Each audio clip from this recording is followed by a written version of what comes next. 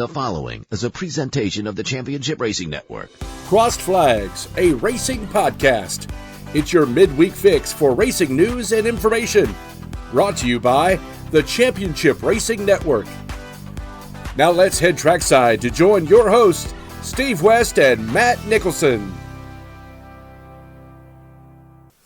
Hey, welcome into episode number 3 of Crossed Flags from the Championship Racing Network. We appreciate you joining us. I'm Steve West, Matt Nicholson here. Before we get into it, and we're going to be talking a whole lot of tire talk when it comes to Bristol. Stick around for that. And we're also going to talk, because tomorrow, as we record Crossed Flags, actually begins the meat of the NCAA tournament. Yep. We're not a basketball show, but we know that a lot of people like to make out brackets. We're going to cover one of those for you because... yeah, we're questioning it. Just put it that way. But I am. Yeah, for sure. First things first, though, I want to thank the guys from the Alabama Wildlife Federation. I'm wearing the shirt that I was given from being one of the judges last weekend out at Talladega Superspeedway for a regional wild game cook-off. And it was a lot of fun. Had the chance to do this last year. Checked out about 10 different dishes. First time in my life I ever had wild boar. Now, I will say this. Don't expect it to be vastly different from pig because they're all kind of in that same family. Yeah. A lot of it has to do with how you prepare it. Right. So tried that. Reportedly, somebody had brought like a kangaroo stew. I didn't get to try that one. Yeah, I know who did that one. Yeah, we both know who did that one. We're not going to say anything else about it. We're just going to say I'm kind of happy I didn't have it because it just sounds odd. Yeah. But if it had come in front of me, I might have tried it just for the curiosity of it. But I'm here to tell you, crab stuffed shrimp wrapped in bacon. Oh, yeah. Okay. That was good stuff. So thanks to Talladega, thanks to the Alabama Wildlife Federation, thanks to my co-judges that were on my 3-person team, me, Grady Sapp from our home station where we air Championship Racing Network on Saturdays, and Mike Dubberly from Fox 6. Nice. So we had a good time. Had a real good time. Then we want to get into this, and this is where we bring in Molly. Kyle Busch is a 2-time Cup Series champion. Very good racer, won more than 60 races in Cup Series competition, and he decided he was going to wade into an area that you guys were talking about on 3-Man Front very, very heavily today. And again, we're recording this on Wednesday, so it's the day before, and it's the NCAA tournament. And we've got 4 teams from the state of Alabama, 3 of them going to Spokane, Washington, 2 of them out of the East bracket, somebody from the NCAA by a globe. Yes. But that's another story altogether. Yes. Since when was Spokane, Washington in the East? Never. Just saying. Yeah. So Kyle Busch, like a lot of celebrities and a lot of well-known people, filled out an NCAA tournament bracket. He did. We're not going to get into some severe detail here. We're just going to go straight to his Final Four. And Molly, this is where we bring you in and we find out what you think about Kyle Busch and his picks. I'm excited. Out of the South region, Okay. he has the Houston Cougars going. Him and a lot of other people. Houston's been pretty much top 5 team all year. All year. Same Okay. for, I have So, I I can have see that. Houston going. I can see that. I haven't filled out a bracket this year. Out of the Midwest, he has Creighton going. Of all the teams in the Midwest, I'm not sure they would be my choice. I've seen them as a lot of people's Midwest picks, but it's Yeah. still a little shocking to me. Is that that's not the consensus pick though? No. Who do you figure is the consensus pick for the Midwest bracket?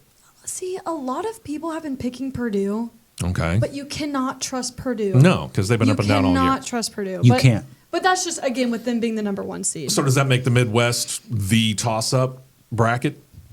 yeah, to you? I would probably say the Midwest. Or Okay. the East as Okay. well. So I've got Tennessee going out of the Midwest. A lot of other Okay. people have Tennessee, too. I've got right. Tennessee going. so but you could see where Creighton could do it. I could see it. Okay.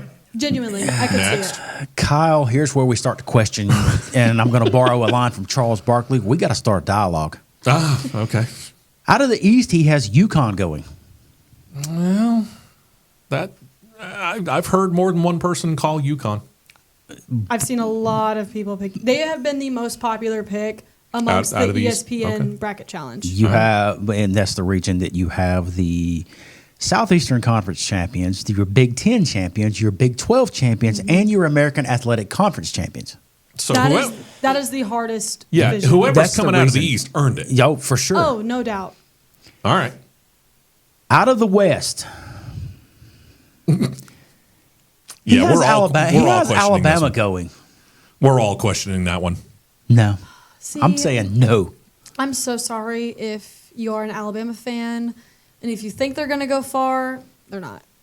The only way that's going to happen is if they got just ridiculously hot right now.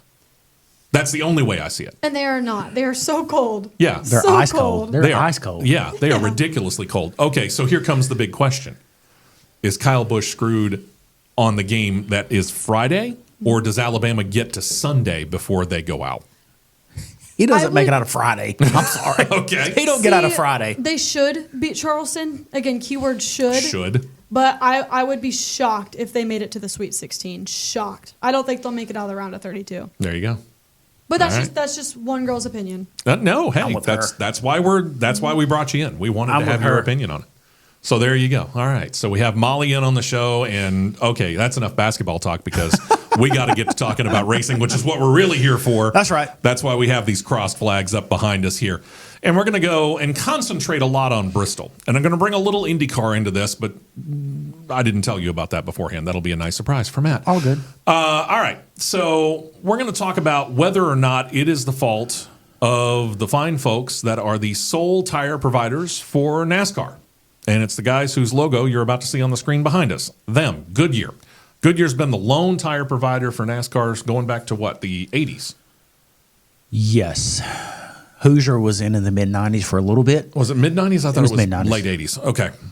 So if you watched Bristol last weekend, what you saw from the Cup Series on Saturday night is a heck of a lot different from what you saw from the Craftsman Truck Series on Saturday night. Craftsman Truck Series seemed to have a fairly easy run. Yeah. They didn't seem to really have tire problems, I guess is the better way to put it. And you were there for the Truck Series race Saturday They night. didn't. There were minimal tire issues that I physically saw. I had the ability, I was able to migrate my way up and down pit road, especially on the backstretch side of pit road, and just eyeball and take a look. And it was really nothing that was uncommon on tire wear. Okay. It was, I guess you could say it was probably your average tire wear. The tires were not even as close, not even remotely close to looking the same as the way the Cup tires were looking on Sunday. Okay, but in the fact that Saturday basically was a whole lot of track activity as you're preparing for the Cup Sure. and the Craftsman Truck Series races, and then you are qualifying, and there wasn't really a practice necessarily, but it was mostly qualifying. For you and for a couple of the drivers that you happen to be hanging out with, there were some things that were making you go, wait a minute, something might not quite be right here. Well, the first thing that I saw was during Cup qualifying, and I even text you during the middle of Cup qualifying. I remember this. All right, round one of each group. They went Group A, Group B. Round one, your top two cars out of each group were in the 1510 to low 1520 range. And for Molly, this should be of interest to her because Bristol Motor Speedway is banked at what, 30? Bristol is 30. 30 degrees at a half mile. And most NASCAR drivers equate it to trying to fly a jet and a jet fighter in a gymnasium. Okay, It's tight. These things are ridiculously fast because the banking gives you a little bit of extra oomph going into the corner. So they're going ridiculously fast around a half mile. Stupid fast. You try and do a half mile in 15 seconds. Don't try that on the road, kids. Yeah, true. All right. They go to the final round of qualifying. Your top 10 qualifiers, 5 out of it Group A and 5 out of Group B. They fall off to mid 15.3s, high 15.4s. So they dropped off easily about 3 to 4 tenths. Okay. When Group B started, sun was not on the racetrack. The racetrack got very, very cool. Racetrack slowed down dramatically. And that's unusual for when the racetrack cools down for it to slow down. Dramatically, yes. So with me I automatically went to thinking and listening with a helmet on. That's thinking like I'm in the seat of the car. I'm driving. I'm feeling everything. I'm listening to throttle response times with the Cup cars. Right. My first initial thought was they are having to wait on these cars an awfully long time. Awfully long time. Your pole winner, Ryan Blaney, was the only car that I recall in the final 10 that could get to the throttle at dead center of the corner or before. Everybody else, it was after dead center of the corner. Which means you're losing a lot of speed. Lot of speed, and you have no grip. Yeah. Now let's make this clear, and we know this for a fact. And it's not just because it's trucks versus cars. But Goodyear brings two different compounds for the trucks versus the Cup Series cars. Sure. And they would do the same thing like this weekend at COTA, assuming Xfinity, yes, all three of them are going to be there. You're going to have a different compound for the trucks versus Xfinity, and Xfinity is going to have a different one from Cup. And it's just because the cars are set up a lot different. But the other problem that you noticed was, and we'll show this picture, this is what the track looked like before we went racing, correct? I took this photo standing at the start-finish line, looking back into turn 4. You can see the Geico restart zone right there. All right. One thing that you can look even from turn 4 all the way down, what's missing? That little black strip where the cars tend to run on the racing line that they all prefer. The racetrack was not taking rubber. None whatsoever. But if you look on the surface there, right in this area right here, I'm noticing there's rubber sitting on top of the track. It's all sitting on top of it, because that is from 2 20-minute practice sessions for each group, 3 qualifying group sessions, plus a truck series qualifying session and a truck series practice. And that's all you got. And that's all you get. You're like, okay, He alluded to it earlier. I was standing on pit road before pre-race invocation and national anthem. Was standing on the grid and was talking to Brett Holmes, Stuart Friesen, and then Timmy Hill walked up. I'd said to Brett, and I knew he was starting 24th on the outside. I looked at Brett. I said, outside lane. Ooh, hello. I said, with this, that becomes a problem. I said, this track is not taking any rubber. And this is his facial reaction. Yeah, I know. I'm kind of nervous about that. And then all of a sudden, he wasn't the only one that was worried about it. There was a lot of folks worried about it. Yeah. Stuart admitted he was also worried about it. Yeah, he was like, All right. The next picture we're going to show you, this will be during the race, and you're going to see the aforementioned Brett Holmes. And granted, the picture isn't exactly the clearest of his, but that's Brett Holmes' truck on the bottom here. Now, a lot of people would say, looking right here, well, look at that black strip. Isn't that the track taking rubber? No. That's not the track taking rubber because at Bristol, they put down a traction compound. Now, there's 2 that NASCAR will use. One's called a PJ1. But PJ1, they said, when it comes to rain, basically ends up getting washed off the track. So because there was rain potentially coming into the Bristol area, they decided instead of going with PJ1, they were going to go with a resin compound. Going up that morning before, when we were on the drive up, until we got to Knoxville, it was overcast and cloudy. When you get past Knoxville, the weather turned fantastic. Cool weather. I took this photo standing on top of Victory Lane just as a still shot and just trying to catch 2 or 3 in the frame at one time. Sure. But I was able to catch that. He's at speed. This was probably about, I think it was lap 130. Okay. Around lap 130. So give or take midway through the race. Black streak on the bottom is the resin. What's the black streak up on the top? The black streak up top. And now the dirt racers will know what I'm talking about with this.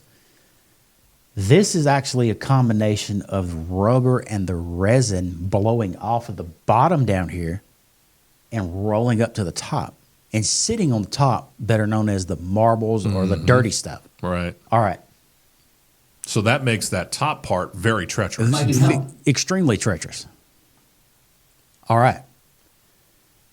Under cautions, the 4 natural cautions that they had, there were 2 accidents and 2 stage cautions. There was a Toyota track driving team truck, a Tundra, pulling a drag behind the truck, going into this top lane here, trying to run rubber in and resin, and it was not taking. Which caught the attention of a couple of Truck Series team owners. Yeah, I would right there on this same angle. I was standing on top of Victory Lane, standing with Brett's dad, Stacy, Bill McAnally, the owner of the truck that won the race, and David Gilliland. Now, I read Bill McAnally's mouth, and I can't repeat it because we're a family show, kids. They were all puzzled by what was going on. Yeah. Very puzzled. So walking out, got verbal about it, too. Got real verbal. Okay. Walking out of the track, we had some friends that was with us, and I said, we're going to walk across the track. Not through the tunnel. We're going to walk across the track. So the entry point at turn 3 where the tunnel is, just the driver in me, I'm like, I want to see what this feels like. So I stuck the back of my hand down. It felt like talc powder on a hard surface. And that's what resin will break down to. Resin will break down to that. That's what it felt like. And I'm going, no wonder. Yeah. So that's what they had on Saturday night. Sunday, knowing that we got this problem here, we still go out there. And this is Goodyear, going back to them, Goodyear stated that they brought effectively the same tire that they had last September. Now, think about this, though. Last September in Bristol wasn't exactly the coolest of nights. Certainly not as cool as it was last Sunday. It was at least, 20, maybe 30 degrees warmer? At least? I'm going to say it was, I think in September night race, it was probably in the high 60s. Okay. If I remember correctly. 20 to 30 degrees, give or take, somewhere in that area. 20 to 30 degrees warmer. Right. Could that have had an effect on what we saw? I'm going to say no, because here's what I think the other effect was. Okay. They were running a totally different package. That's true. This was the off-season short track package that they dialed in when they were at Phoenix. Not this one. Oh, this they is had even, the even different now. intermediate package on the cars here. Ooh. The intermediate package makes a lot more downforce and drag than the short track package does. So it's going to create the kind of wear on the tires you see right here behind us. This one right here, that is Cowlick Racing, and a tire that I think came off the 7 car? That would be the 7 car, correct. All right. So Cowlick Racing has that problem. That's after a run of what? 50-ish laps? I think the longest run of the entire race on tires was 67 laps. Okay. That tire basically is ridiculously useless. I mean, at that point in time, you're going from, and we'll say under race pace, when you got 36, 37 of the cars on the track, you're probably doing, at best, a 15.4, 15.5 second lap, 15.5 second lap. Maybe a little faster, but not much. Probably. Okay. Probably. So that's 0.4 off fast qualifying pace. Okay. You're going to find, and I found this out by watching this race, and you were watching it too. Once you get to the tires that are at this particular point, you're talking about 18 to 19 second laps at best, which means you're a rolling roadblock. It was basically you're on easy mode on a video game and everybody else is on a totally different mode because you're blasting by them like they're sitting still, no pun intended. And, I mean, there's several guys I've seen on their social media channels and pages say that was fun, but it was the biggest you-know-what show I've ever seen. Yeah. Because it's the combination of the two. Because you said it, and you have a dirt track background. Right. That's your bread and butter. Have you ever raced asphalt? I have not. Okay, the dirt track guy. Most of these drivers that are up in the Cup Series right now have a dirt track background. I'm not going to say all, but most of them do. Mm-hmm. It reminded them of those days when they were on dirt tracks. Right. But the thing about it is, we don't want this every single week. In 10 years at a dirt race, an extended lap dirt race, I had one right rear tire that looked like that. That was really slick and got wore off because the track wore so much and took so much rubber. Dirt racing, you can't stop and change tires in a race. You got to deal with what you got. Exactly. You have to And let it that's go. it. Here, you're given, is it 10? There were 10 sets and they released an 11th. Yeah. So that's how bad these things got. They had to release an 11th set of tires to these guys so that they could finish out the race. And even still, as we got into the last stage, they were having to go in and go. There were a couple of short runs. They had scuffed tires that they had already put on and then taken off and set aside. They still had to put the scuffed tires on to be able to finish the race out. The compound set that they released was a compound set from last September that had age and weathering on it. But there were multiple drivers and crew chiefs that have relayed said the car acted the same with an aged set of tires on it. So it didn't matter at all. Okay, Pretty sure that's a compound, not a compound problem. That was a package problem. It has to have been. So we go from Cowlick Racing. I think next up is the Stuart Haas Racing look, if I remember correctly. Yes. You can see pretty much the same exact problem when it comes to the SHR tire here, where you've got cord showing and everything else is worn down. I mean, nothing really is left of that tire. You couldn't get, I'd be shocked if you could get 3 more laps out of that. If that many. Yeah. And then one more. This one comes from Team Penske. Team Penske out there changing the tires on what I believe is, the 22 car, Joey Logano. Take a look at how much cord is showing off of that tire. Just on the part that you can see. That's going to be the right front. And that's going to be all the way around that tire on that particular part of it. I'll give Goodyear credit for one thing. They built a tire that was sturdy enough to get to that point of wear and not blow out. Sure. But with what everybody's been griping and fussing about lately with the more horsepower, you've seen tire fall off like this. Horsepower's what are we talking about? Huh? Yeah, what is it going to be? What do you want? More horsepower or do you want tires that give up quicker? Or both? Yeah. I mean, Denny Hamlin's out there calling for an increase of somewhere around 50 horsepower. Kevin Harvick has gone off and said, hey, these cars could actually do 1,000 horsepower. Oh, yeah. You want to put 1,000 horsepower on a tire like that? Whew. So here comes the question. Where's the solution here? Because it created it created kind of fun racing, I'll admit it. Once we got into that last stage and we're starting to get into the last 50 to 75 laps. Mm-hmm. And we're starting to see those green flag pit stops come in. It was a lot of fun to watch and how was it that Kevin Harvick put it? The tires shut down on specific cars. And then all of a sudden, these guys that had come down and gotten 4 fresh Goodyear tires were zipping through there like you were talking about, like a video game. It was fun to watch.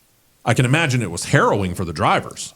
Oh, yeah. I can imagine that was just absolutely mind-blowing for the drivers because you're playing chess at that point in time. You have to think 3, 4, 5 moves ahead going, how am I going to split these 2 that are here? But once I get past them, I've got 2 more guys that I have to figure out. Am I going high? Am I going low? Am I going to try and split the middle? But it was a lot of fun watching the tactics of it on television. It was very entertaining. But for the drivers, we're not going to want that. I will read to you the exact quote that Chase Briscoe put on his Twitter yesterday. This is by far the most fun thing ever as a race car driver. It literally feels like a video game on easy mode when you have new tires and the rest of the field is on old tires. Sure. All right. But you're not going to want that the whole time. We're not going to want to see this the whole time. No. But we also, I mean, a fuel run at Bristol in a Cup car is what, 125 laps? The fuel run was 125, the same as trucks. Okay. I don't want a tire that is going to come off the car after a long fuel run of 125 laps, and they could just set it off to the side and use it later in the race. I don't want that. I want some tire fall off. I want them to have to come up with a strategy that says, are we going to try and make a long fuel run and run these tires all the way to the end, or are we going to try and come down before we know that we have to come down for gas and have to change tires? There's got to be a happy medium, because these things were shutting off at about lap 50 of a run, which is, less than half, maybe closer to 1/3 for some of those guys who are younger and a little bit more aggressive, shall we say? Sure. They might have had their tires shutting off at about into 40 laps into their run, which means they're a third of the way into their fuel run.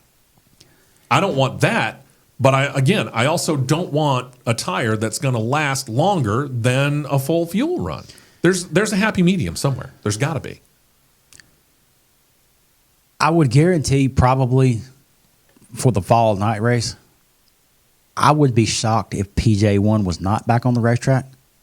Whether or not weather is a factor? Right. Okay. I would be shocked if they came back with this same compound. I could see them taking the compound level maybe, I'm going to say 2 ticks up. You still have tire fall off, but it lasts a little bit longer. I'm expecting a tire test before the fall race. I could see it happening. I really am. I'm expecting them to come up with a new compound like you were talking about, and we're going to get a tire test before the fall race. Because here's the other situation. Remember that first picture that we showed you that showed the rubber laying on top of the track? Mm-hmm. Let's show you a post-race interview, and this is a screenshot directly off of Fox Sports. They were talking with Kyle Larson. He's the guy whose shoulder you see right there. And you see the 48 car of Alex Bowman, who did finish in the top 5. But don't look there. Look up here. That's the track. That's, I think, going into turn 1. Right. That is going into end 3. Of the front straight. Was that 3? 3. There's a crossover gate in the corner. Okay, thank you. Look at all that rubber sitting up there. Think about that. All of that rubber is coming off of the tires, showing the cords like we were showing you just a moment ago from 3 different teams, and it's all sitting up there on the track, which meant when they came out with blowers, they were able to blow that stuff right off. Gone. Going into that corner should be the color black as that official's jacket. Mm-hmm. Oh, yeah. Absolutely. Should be that. Yeah. For a good bottom half of the track. I mean, up to bottom. From below where you can see here, because pit wall here is blocking the bottom of the track, to about probably right there. That should be black. Probably. That should be black. If not a little bit more. Yeah. And I can't tell you the last time I saw that amount of marbles out of Bristol. That's ridiculous. That actually resembled like anybody going to a beach and looking at sand, how sand would have water would go over the sand at the beach. That's what the rubber looked like, little waves.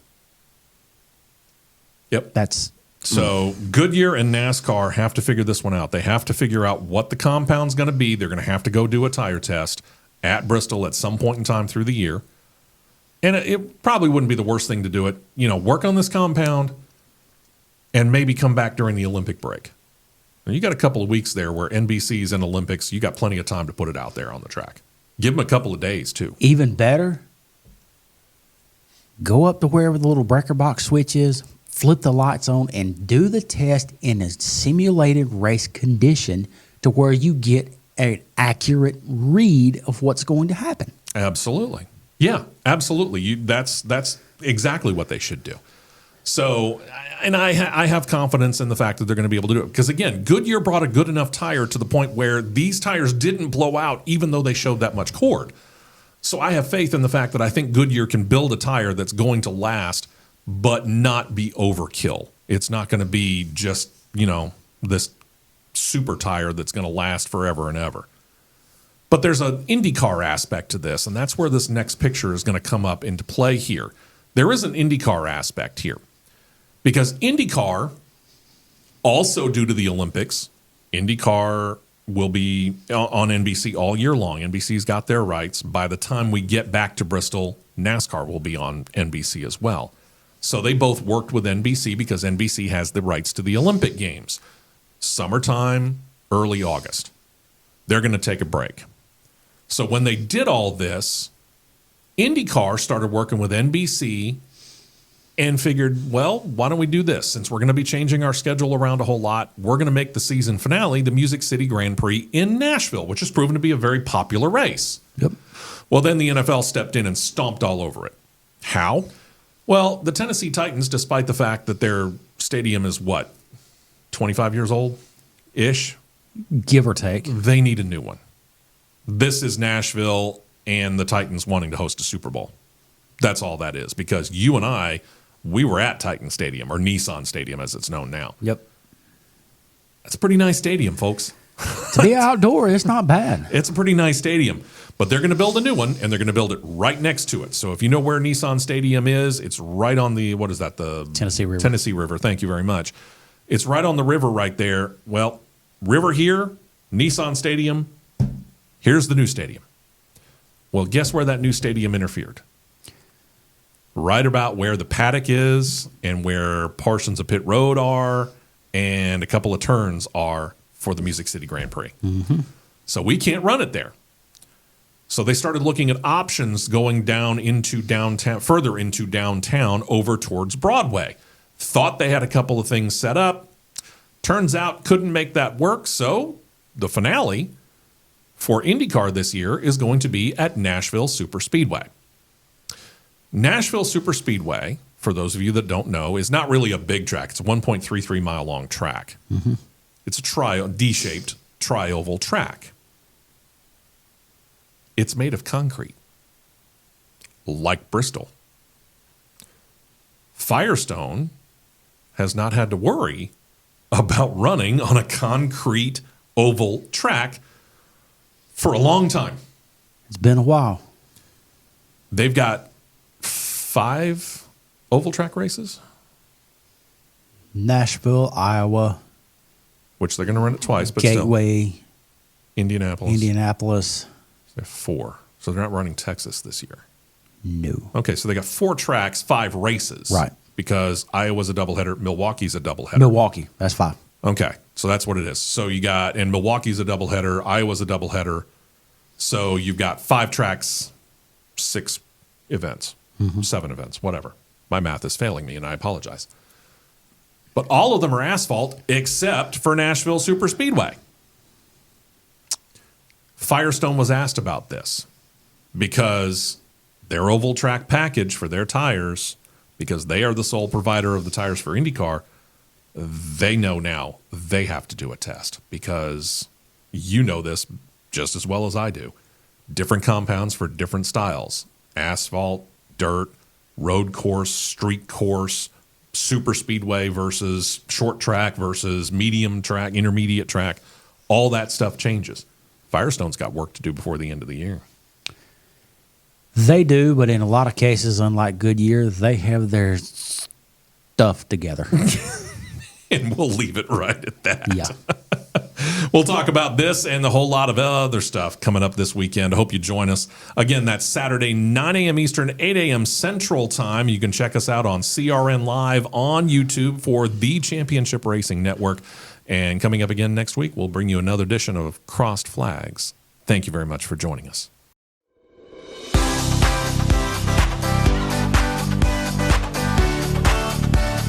You've been listening to Crossed Flags, a racing podcast. For more content like this, subscribe to CRN Live on YouTube, and you'll be set to catch the 2-hour live show every Saturday morning at 9 Eastern, 8 Central.